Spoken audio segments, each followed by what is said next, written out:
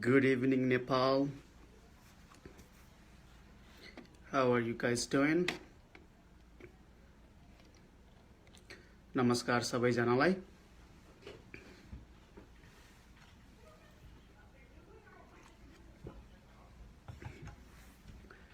आज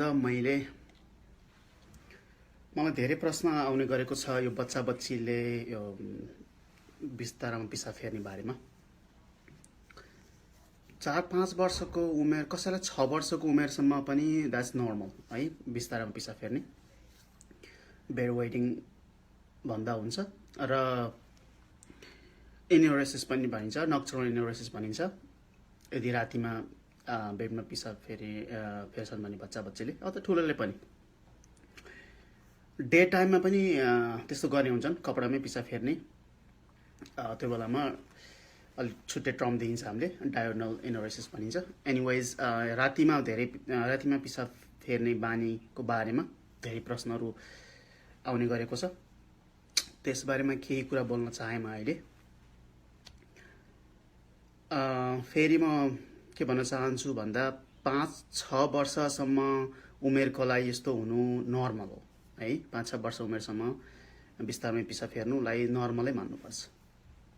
एबनर्मल अब कमन त होइन, तर उपचार गराउनु जरुरी छैन के, पछि आफै सन्चो हुन सक्छ अथवा समाधान हुन्छ आफै।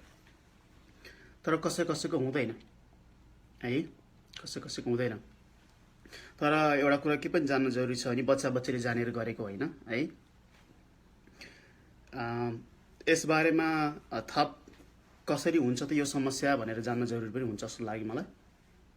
हाम्रो एउटा सिस्टम छ शरीरमा, एकदमै सरल भाषामा म व्याख्या गर्न चाहे।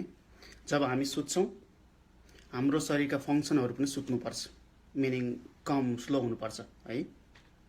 बेसिक फङ्सनहरू जस्तै मुटुको धड्कन अलिकति कम भएर पनि चलिरहने, अरू बेसिक फङ्सनहरू सुत्दाखेरि तपाईँले याद गर्नुभएको छ होला, आँखा झिमझिम हुने हुन्छ नि, लङको यो ब्रिदिङ कन्टिन्यू हुने, यस्तो सम्बन्धी अरू फङ्सनहरू भइरहेको हुन्छ। ती बाहेक दिशा पिसाब यस्ता कुराहरू जुन चाहिँ एकदमै शरीरलाई भाइटल छैन, एकदमै हुनै पर्ने जो फङ्सन होइन, जुन रोक्न सकिन्छ, रोक्न मिल्छ शरीरको लागि, त्यस्ता कुराहरू हामी सुत्दाखेरि आइदर स्लो डाउन अथवा बन्दै हुनुपर्छ है। तर कसैलाई त्यो सम्भव हुँदैन। बच्चा बच्चीलाई त्यो सिस्टम छ नि, हाम्रो दिमागबाट जुन छ सटडाउन हुने सिस्टम, निदायो, त्यो निदाएपछि त्यो अरू सिस्टम पनि सटडाउन हुने एउटा सिस्टम छ, त्यो सिस्टममा फेल खान्छ है। त्यसरी पनि हुन्छ कुनै बच्चा बच्चीलाई, ठुलै हुँदासम्म हुन्छ। कसैको चाहिँ यो सानो ब्ल्याडर जुन चाहिँ हाम्रो अब जन्मे अब 1-2 वर्ष 3-4 वर्ष उमेरमा जति ब्ल्याडर हुन्छ, जति उमेर बढ्दै गएपछि फ्लुइड भोल्युमहरू पनि बढ्दै जान्छ हाम्रो ब्ल्याडरमा। त्यो अनुसारको ब्ल्याडरको त्यो साइज स्ट्रेच हुने क्यापासिटी बढ्दै जानुपर्छ। त्यो स्ट्रेच हुने क्यापासिटी हुँदैन कसैकोमा है, त्यहाँ पनि फेल खान्छ। त्यसो भएपछि रातभरि त किडनीले त काम गरे हुन्छ, हल्का कम भए पनि होइन, ब्लड सर्कुलेसन हुँदासम्म किडनीले काम गर्छ। अनि त्यो पिसाब जम्मा भएर थैलीमा हल्का बस्नु पर्ने र बिहान उठेपछि मात्रै आँखा खुलेपछि पिसाब फेर्न जानु मन लाग्ने जुन चाहिँ ब्ल्याडर फुल छ नि, अब त्यो ब्ल्याडरले होल्ड गर्नु पर्थ्यो, त्यो ब्ल्याडर नै स्ट्रेच भएको छैन अथवा ठुलो भएको छैन भने त त्यो लिक हुन सक्ने भयो क्या कसैलाई। कोही बच्चा बच्ची पिसाब फेरेपछि ला भनेर थाहा पाउने हुन्छन्, कोही थाहै नपाउने हुन्छन् है, त्यो टिप्स जान्छन्।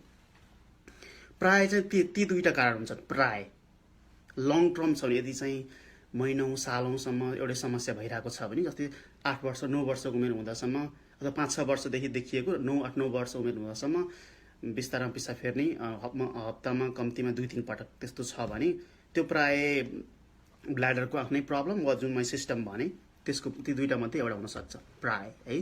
अरू कारणहरू पनि हुन्छन् जुन चाहिँ यदि टेम्पोररी छ भने, जस्तै पहिला समस्या नभएको अहिले आएर मात्रै 2-3 दिन भयो अथवा 1-2 हप्ता भएको हो भने इन्फेक्सन, ब्ल्याडरमा इन्फेक्सन हुनसक्छ अथवा किडनीमा समस्या कारण हुनसक्छ, अथवा स्ट्रेसले।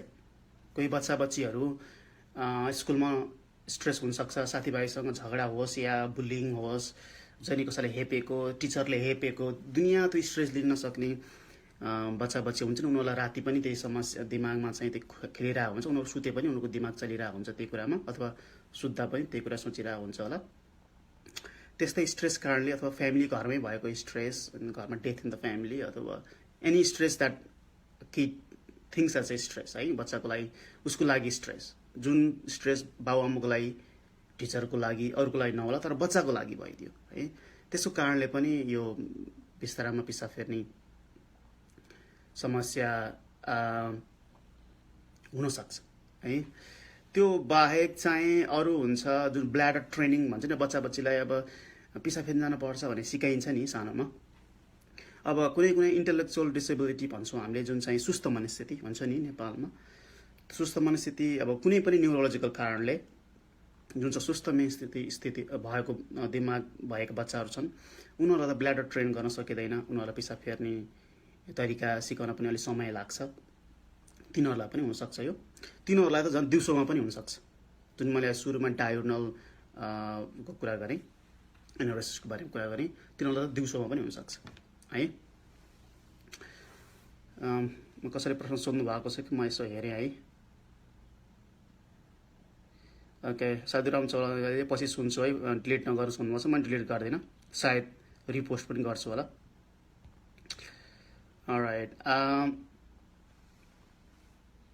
अब एकजनाले दुर्गा चौधरीजीले टिनेजरमा लाई पनि देखेको छु, टिनेजरलाई पनि हुनसक्छ है, ठुलै भएपछि हुन्छ यदि ब्ल्याडर सानो हुनेसम्म, ब्ल्याडर चाहिँ त्यो नफुक्ने अथवा स्ट्रेच हुन नसक्ने जति जुन क्यापासिटी हुन्छ नि हाम्रो नर्मल ह्युमन बडीको, त्यस्तो चाहिँ ठुलो हुँदा पनि हुन्छ है।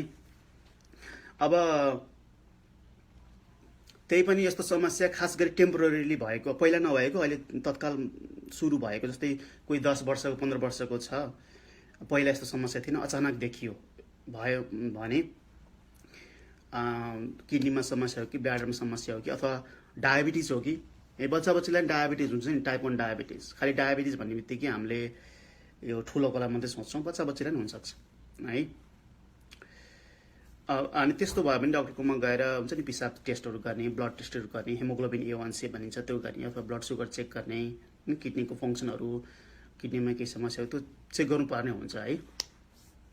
त्यसमा अब केही छ भने, कुनै कारण छ, इन्फेक्सन छ भने एन्टिबायोटिक लिने हो कि होइन, अथवा अरू केही उपचार गर्ने हो कि, त्यो कजलाई चाहिँ उपचार गर्नु पऱ्यो, जुन कारणले त्यो भएको हो त्यसको त उपचार गर्नु पऱ्यो। र अरू देखिने जुन अर्ग्यानिक कारण छैनन् भने अब समस्या त स्टिल छ, उपचार कसरी गर्ने भन्ने कुरा आउँछ है। अब मेरो चाहिँ विषय साइकेट्री हुनाले मेरोमा त्यस्तो धेरै नै क्लाइन्ट पेसेन्टहरू हुन्छन्, बच्चा बच्ची प्रायः है। मैले बच्चा र चाइल्ड एन्ड एडल्ट दुइटै हेर्ने गर्छु, चिल्ड्रेनमा टिनेजरमा पनि। एकजना भन्नुभएको थियो बच्चा बच्चीमा चाहिँ सबैभन्दा राम्रो काम गरिन्छ चाहिँ अलार्म सिस्टम हो है।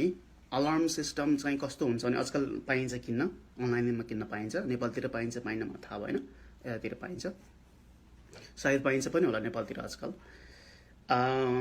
जुन चाहिँ कस्तो हुन्छ भन्दाखेरि धेरै किसिमका छन्। एउटा चाहिँ जुन अन्डरवेयर हुन्छ नि बच्चा बच्चाले लगाउने अथवा प्याडिङ जे ब्रिफ जे लगाए पनि त्यहाँ एउटा सेन्सर राखिएको हुन्छ, अनि जब बच्चाले पिसाब फेर्छ अनि त्यो चिसोको वेटले गर्दा सेन्सर चाहिँ एक्टिभेट हुन्छ र अनि बजिङ नोइज आउँछ कि है। त्यसपछि बच्चाले उठाउँछ, त्यो बच्चालाई जसरी उठाउँछ त्यति अनोइङ नोइज हुन्छ त्यो है, अनि उठ्छ अनि बच्चा पिसाब फेर्न जान्छ है। त्यो प्रत्येक पटक त्यस्तो भइसकेपछि त्यो सम हाउ ब्रेनलाई ट्रेन गर्ने काम गर्छ क्या त्यो सिस्टमले है। आज त्यो मेसिन प्रयोग गर्यो भने अन्त व्यक्ति अनुसार नि फरक पर्ला, 2-4 महिनामा अथवा 1-2 सालमा धेरैको सफल हुन्छ त्यो अलार्म सिस्टमले। अब त्यस्तो मेसिन किन्न पाइँदैन, अब के गर्ने भन्ने कुरा आउला, अलिकति झन्झटिलो हुन्छ। एउटा उपाय चाहिँ छ, जस्तो तपाईँ बाबामा हुनुहुन्छ, अब छोरीको त्यस्तो समस्या छ भने अब तपाईँले चाहिँ अलिकति दुःख गर्नुपर्छ, राति उठेर पिसाब फेरेको छ छैन हेरेर, त्यो वेट चिसो छ छैन थाहा हेरेर, अनि यदि चिसो छ पिसाब फेरेको देख्नुभयो भने त्यो ड्रम अथवा केही थाल अथवा केही बजाएर उठाउने के बच्चालाई। It's kind of torture but you know that's what you suppose to do. त्यो चाहिँ अलिक हैरानै हुन्छ, अब गर्नुपर्ने हुन्छ कसैलाई है। अब त्यो निकै नै गाह्रो भएपछि बेड नै अब पिसाब फेरिदिने दिनदिनै भएपछि त त्यो झन् गाह्रो भयो नि त। एभ्री टाइम प्रत्येक पटक जब बच्चाले त्यस्तो गर्छ अनि त्यो थाहा पाएपछि राति उठेर 12, 1, 2, 3 don't matter, you got to wake up. अनि ठुलो थाली बजाउने हो कि ड्रम बजाउने हो कि त्यो बच्चालाई उठाउनु पर्यो त्यो आवाजले के। हल्का धकालेर उठाउने होइन, यो चाहिँ ड्रमै बजाएर उठाउने है, र अनि बाथरुम रेस्टरुम पठाउने। त्यसो गर्दा पनि हुन्छ, काइन्ड झन्झटिलो। अलार्म सिस्टम चाहिँ सजिलो चाहिँ छैन। त्यो एउटा हो, त्यसले चाहिँ नि ब्रेनमा त्यो ट्रेन गर्न पनि सहयोग गर्छ। अरू भनेको ब्ल्याडर ट्रेनिङ भन्छौँ। अब दिउँसोतिर स्केड्युल गराउने कि एभ्री सो अफ्टन, प्रत्येक 2 घन्टा अथवा 3 घन्टा। अब त्यो फेरि स्कुलमा मिल्दैन, बच्चा स्कुल जाने भएपछि स्कुलमा नमिल्न सक्छ, सकेसम्म मिलाउनु उपाय गर्नु पर्यो।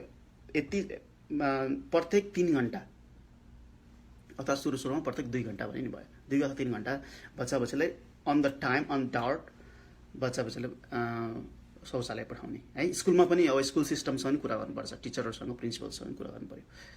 त्यो गरायो भने बडी ट्रेन हुन्छ कि त्यो बेलामा चाहिँ पिसाब फेर्ने, त्यो बेलामा चाहिँ ब्ल्याडरलाई चाहिँ त्यो खोल्ने हुन्छ नि, आफ्नो युरिनरी सिस्टम खोलेर पिसाब फेर्न जाने, त्यो ट्रेन गराउन सकिन्छ। त्यति भयो भने पनि पहिला 2 घन्टा अनि 3 घन्टा अनि 4 घन्टा गर्न सकियो भने पनि बच्चा 8 घन्टा सुत्छ भने एकपल्ट सुत्न भन्दा अगाडि गर्ने भयो, अनि एकपटक चाहिँ राति बिचमा उठाए भयो है, अनि त्यसपछि बिहान भयो है। त्यो सजिलो उपाय, त्यो पनि सबैलाई काम नगर्न सक्छ, तर यु क्यान ट्राई इट है। Easy thing, no side effect, no medicine, no side effect, right. त्यसबाहेक अलिक कसैलाई चाहिँ धेरै एकदमै कमलाई काम गरिन्छ, रिवार्ड सिस्टम भन्छौँ जुन हामीले बच्चालाई चाहिँ आज यति दिन चाहिँ बेड वेट गरिनस् भने, पिसाब फेर्नस् भने, सुत्दा यति दिन बनाइस् भने तँलाई चाहिँ यस्तो रिवार्ड दिन्छु हुन्छ नि, पोइन्ट सिस्टम बनाएर एउटा केही कुरा किनिदिन्छु अथवा केही गर्छु बनाएर। अनि बच्चाले के सोच्छ भन्दा बच्चाले कन्सटेन्टली रिमाइन्ड गर्छ कि दिमागमा, मैले यस्तो गरिनँ भने मैले यस्तो पाउँछु। त्यो बच्चालाई द्याट्स बिग थिङ नि। अनि त्यसरी पनि ब्रेनलाई ट्रेन गर्न सफल हुन्छन् कोही बच्चा। धेरैलाई चाहिँ हुँदैन, तर कोही मात्र एकदमै थोरै, तर त्यो पनि एउटा उपाय हो है। यो सबै अहिलेसम्म भनेको कुराहरू सबैलाई इन्क्लुड एकैपल्ट गर्दा पनि हुन्छ है, मिल्छ भने।